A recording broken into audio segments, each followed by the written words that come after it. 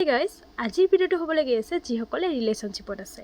আমাৰো যদি ৰিলেশ্যনশ্বিপত সৰু কথাত কাজিয়া হ'বলৈ ধৰিছে তেন্তে এই ভিডিঅ'টো আপোনালোকৰ বাবে।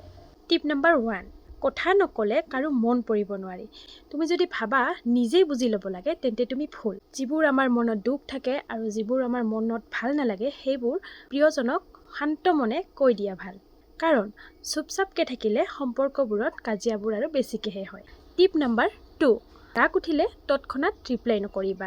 কাৰণ ৰাগ উঠা সময়ত আমাৰ কথাৰ ধৰণ বা মুখৰ ভাষা বেয়া হৈ যাব পাৰে, যিটোৱে আমাক মনত অশান্তি দিব পাৰে। সেইকাৰণে এই শান্ত মনেৰে ৰিপ্লাই কৰা উচিত। কেতিয়াবা চাইলেন্সে ৰিলেশ্যনশ্বিপত মেডিচিন হৈ পৰে। টিপ নম্বৰ 3, আমি প্ৰব্লেমৰ লগত ফাইট কৰিব লাগে, পাৰ্চনজনৰ লগত নহয়। কাজিয়াৰ সময়ত কেতিয়াও পাৰ্চনজনক ব্লেম কৰিব নালাগে। প্ৰতিটো ৰিলেশ্যনশ্বিপ বেলেগ বেলেগ হয়। সেইকাৰণে নিজৰ প্ৰিয়জনক নিজৰ দৰে ভাল পাবলৈ শিকা। টিপ নম্বৰ 4, কম্পেৰিজন বন্ধ কৰা। এক্স, ৰিলেশ্যনশ্বিপ, ছ'চিয়েল মিডিয়া এইবোৰৰ লগত যদি আমি ৰিলেশ্যনশ্বিপবোৰ তুলনা কৰোঁ তেতিয়া আমাৰ কাজিয়া হ'বই। এতিয়া আহিল শেষৰটো টিপ, মানে 5 নম্বৰ।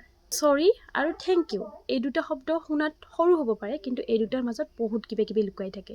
চৰি ক'লে কোনেও সৰু হৈ নাযায় আৰু থেংক ইউ ক'লে মৰমবোৰ বাঢ়ি যায়। সেইকাৰণে কিছু সময়ত আমি চৰি আৰু থেংক ইউটো ৰিলেশ্যনশ্বিপত ব্যৱহাৰ কৰিব লাগে। যদি ভিডিঅ'টো ভাল লাগিছে লাইক, কমেণ্ট, শ্বেয়াৰ আৰু চেনেলটোত নতুন হ'লে ছাবস্ক্ৰাইব কৰিব নাপাহৰিবা আৰু কমেণ্টত জনাব যে কোনটো টিপ আপোনাৰ বাবে বেছি ইম্পৰ্টেণ্ট। আজিলৈ আহিছোঁ, আকৌ লগ পাম নতুন ভিডিঅ'ত। Bye bye.